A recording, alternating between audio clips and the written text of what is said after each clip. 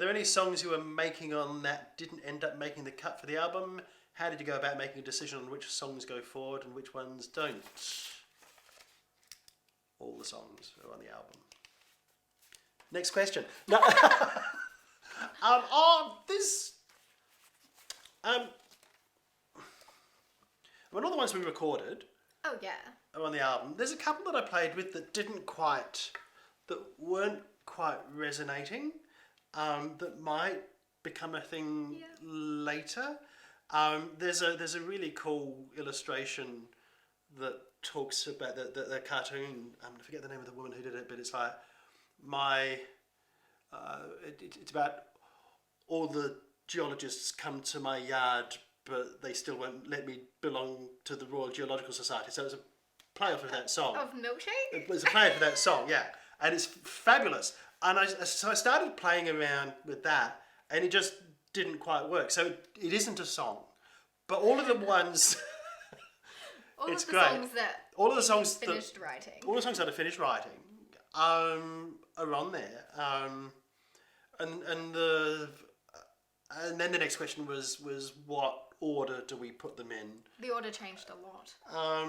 But I reckon, and we'll have another look at it today, but I reckon it's in the right place. And the cool thing is I think we both pretty much agree. It's like, oh yeah. So yeah, all of the songs, and I suppose part of it, like when you're writing a song, you're writing things you love writing. So you don't, the thing that doesn't quite resonate just gets like, oh, I'll push that over there.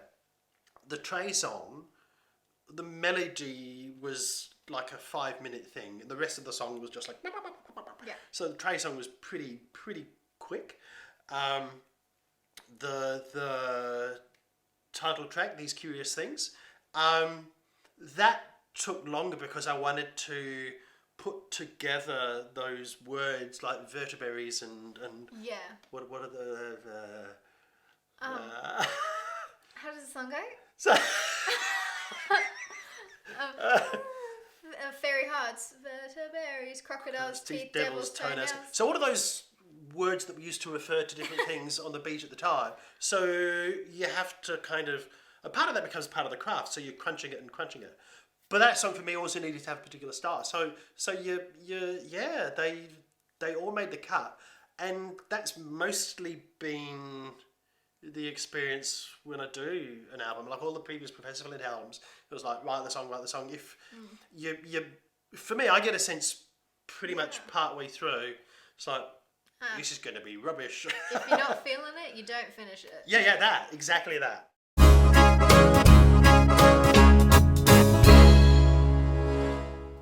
What's your plan B when it is obvious that the music and the words aren't working together? If you're not feeling it, don't finish it. Yeah, so... or add a random scat section. Obviously. I don't even know if there is a plan B. I don't... I guess, like Michael was talking about, he wrote some songs when he was younger, and it was all, sappy, romancy, break-uppy life songs.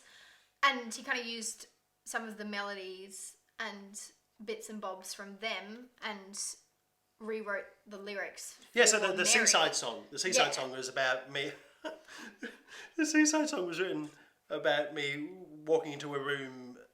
The melody and the original lyric was about me walking into a room.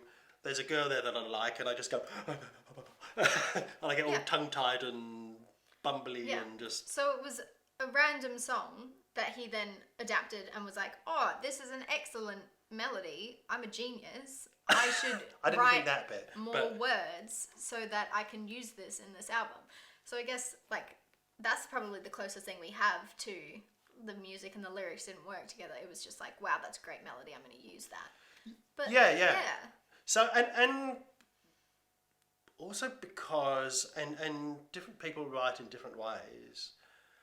But most of the time, the melody and at least a significant component of the lyric appears at the same time. It's really weird.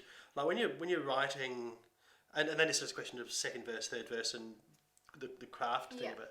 But it's really weird sometimes when you're writing because like a fully formed sentence, and I don't know how.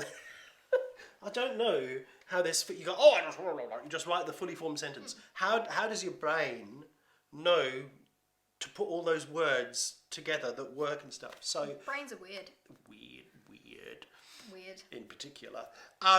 So I think So, and there are sometimes times where it might with the lyrics, and usually for me melody. I love melody. So if there are bits where the lyric isn't quite gelling, you just need to find the rhythm in the words. And again, because I've been doing this for a long time, the rhythm of the words, and the words need to dance as well as the music. So it's that kind of thing, how they kind of work together. Yeah, and occasionally we'll come across like a moment.